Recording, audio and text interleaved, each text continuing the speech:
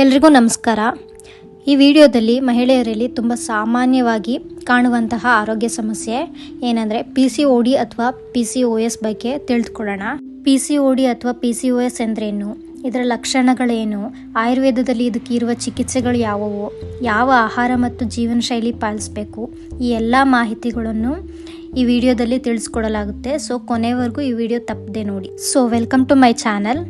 ಮೊದಲನೇದಾಗಿ PCOD ಅಥವಾ PCOS ಅಂದರೆ ಏನಂತ ತಿಳ್ಕೊಳ್ಳೋಣ. PCOD ಅಂದರೆ ಪಾಲಿಸಿಸ್ಟಿಕ್ ಓವರಿಯನ್ ಡಿಸೀಸ್, PCOS ಅಂದರೆ ಪಾಲಿಸಿಸ್ಟಿಕ್ ಓವರಿಯನ್ ಸಿಂಡ್ರೋಮ್.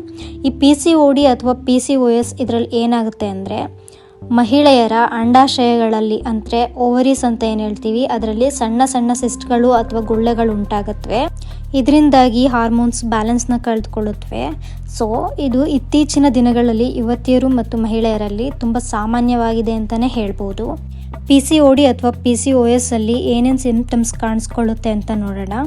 ಈ ಸಮಸ್ಯೆಯಲ್ಲಿ ಸಾಮಾನ್ಯವಾಗಿ ಕಾಣೋದು ಇರ್ರೆಗ್ಯುಲರ್ ಪೀರಿಯಡ್ಸ್ ಆಗೋದು, ಯಾವಾಗಲೂ ಸುಸ್ತಾಗೋದು, ಕೂದಲು ಉದುರೋದು, ಮುಖದಲ್ಲಿ ಪಿಂಪಲ್ಸ್ ಆಗೋದು, ತೂಕ ಹೆಚ್ಚಾಗೋದು, ಮುಖದಲ್ಲಿ ಕೂದಲು ಹೆಚ್ಚಾಗೋದು, ಲೇಜಿ ಅನಿಸೋದು ಅಥವಾ ಇನ್ಫರ್ಟಿಲಿಟಿ ಸಮಸ್ಯೆಗಳು ಕೂಡ ಉಂಟಾಗ್ಬೋದು. PCOD ಅಥವಾ PCOSಗೆ ಆಯುರ್ವೇದಿಕ್ ಟ್ರೀಟ್ಮೆಂಟ್ಸ್ ಏನೇನಂತ ನೋಡೋಣ. ಮೇಯ್ನ್ಲಿ ಈ PCOD ಅಥವಾ PCOS ಅಲ್ಲಿ ಹಾರ್ಮೋನ್ ಇಂಬ್ಯಾಲೆನ್ಸ್ನ ಸರಿ ಮಾಡಲಿಕ್ಕೆ ಟ್ರೀಟ್ಮೆಂಟ್ ಕೊಡಲಾಗುತ್ತೆ. ಮುಖ್ಯವಾಗಿ ಇದರಲ್ಲಿ 2 ಥರ ಟ್ರೀಟ್ಮೆಂಟ್ ಇರುತ್ತೆ. ಮೊದಲನೆಯದು ಪಂಚಕರ್ಮ ಥೆರಪಿ. ಇದರಲ್ಲಿ ಯಾವ್ಯಾವ ಅಂದರೆ ವಮನ, ವಿರೇಚನ, ನಸ್ಯ ಮತ್ತು ಅನುವಾಸನ ಅಥವಾ ಲೇಖನ ಬಸ್ತಿ ವಿತ್ ಸೈಂಧವಾದಿ ತೈಲ ಜೊತೆ ಕೊಡಲಾಗುತ್ತೆ. ಈ ಟ್ರೀಟ್ಮೆಂಟ್ ದೇಹದ ಹಾರ್ಮೋನಲ್ ಇಂಬ್ಯಾಲೆನ್ಸ್ನ ಸರಿಪಡಲಿಕ್ಕೆ ತುಂಬ ಹೆಲ್ಪ್ ಮಾಡುತ್ತೆ. ಎರಡನೇದಾಗಿ ಶಮನ ಔಷಧಿ. ಆಯುರ್ವೇದದಲ್ಲಿ ಕೆಲವು ಮೆಡಿಸಿನ್ಸ್ ಬಳಸಲಾಗುತ್ತೆ. ಅವು ಯಾವಂತ ತಿಳ್ಕೊಡೋಣ. ಮೊದಲನೆಯದು ಅಶೋಕ, ಶತಾವರಿ, ಆರೋಗ್ಯವರ್ಧಿನಿ ವಟಿ, ಕಾಂಚನಾರ ಗುಗ್ಗುಲು, ವರ್ಣಾಧಿಕ್ವಾತ, ಶಂಖಭಸ್ಮ ವಿತ್ ತ್ರಿಫಲ ಚೂರ್ಣ ಜೊತೆ ತಗೊಳ್ಬೋದು. Yoga for PCOD or PCOS. Main ಯೋಗಾಸನಗಳು ಯಾವ್ಯಾವ ಅಂತ ಹೇಳಿದ್ರೆ ಸೂರ್ಯ ನಮಸ್ಕಾರ, ಧನುರಾಸನ, ಭುಜಂಗಾಸನ, ಮಲಾಸನ, ಕಾರನ್ ಪೋಸ್ ಅಂತಲೂ ಹೇಳ್ತೀವಿ, ಬದ್ಧ ಕೋನಾಸನ, ಬಟರ್ಫ್ಲೈ ಪೋಸ್ ಅಂತಲೂ ಹೇಳ್ತೀವಿ. ಪ್ರತಿದಿನ ಸುಮಾರು 20 ನಿಮಿಷ ಯೋಗ ಮಾಡೋದ್ರಿಂದ ಇವು ಹಾರ್ಮೋನ್ ಬ್ಯಾಲೆನ್ಸ್ನ ಮತ್ತು ಮೆಟಬಾಲಿಸಮ್ ಸುಧಾರಿಸೋದಕ್ಕೆ ಹೆಲ್ಪ್ ಮಾಡುತ್ತವೆ. PCOD ಅಥವಾ PCOS ಪ್ರಿವೆಂಟ್ ಮಾಡಲಿಕ್ಕೆ ಸರಿಯಾದ ಲೈಫ್ ಸ್ಟೈಲ್ ತುಂಬ ಮುಖ್ಯ ಆಗಿರುತ್ತೆ. ಅದರಲ್ಲಿ ಬಲ ತೈಲದಿಂದ ಅಭ್ಯಂಗ ಅಂದರೆ ಆಯಿಲ್ ಮಸಾಜ್ ಮಾಡೋದ್ರಿಂದ ತುಂಬ ಒಳ್ಳೆಯದು. ಸ್ಟ್ರೆಸ್ ಕಂಟ್ರೋಲ್ ಮಾಡಲಿಕ್ಕೆ ಭಸ್ತ್ರಿಕಾ ಪ್ರಾಣಾಯಾಮ ತುಂಬ ಉಪಯುಕ್ತವಾಗಿರುತ್ತೆ.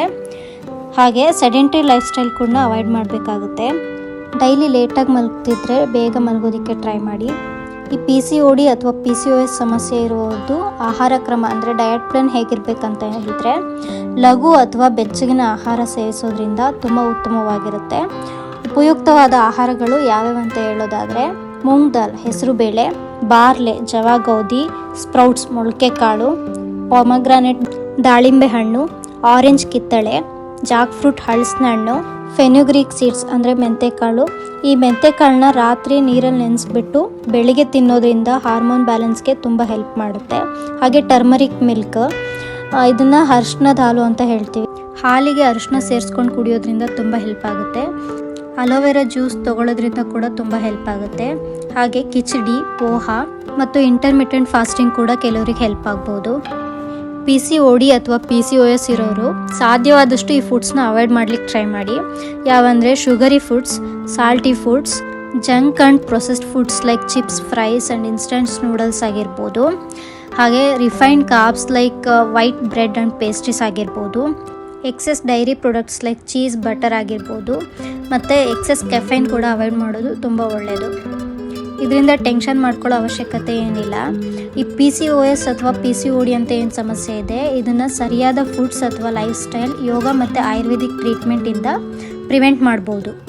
ಹಾಗೆ ನಿಮಗೆ ಈ ವಿಡಿಯೋ ಯೂಸ್ಫುಲ್ ಅನಿಸಿದರೆ ಲೈಕ್ ಮಾಡಿ ಮತ್ತು ಇಂಥ ಹೆಲ್ತ್ ಇನ್ಫಾರ್ಮೇಷನ್ ವೀಡಿಯೋಸ್ಗೆ ನಮ್ಮ ಚಾನಲ್ನ ಸಬ್ಸ್ಕ್ರೈಬ್ ಮಾಡ್ಕೊಳ್ಳಿ. Thank you for watching.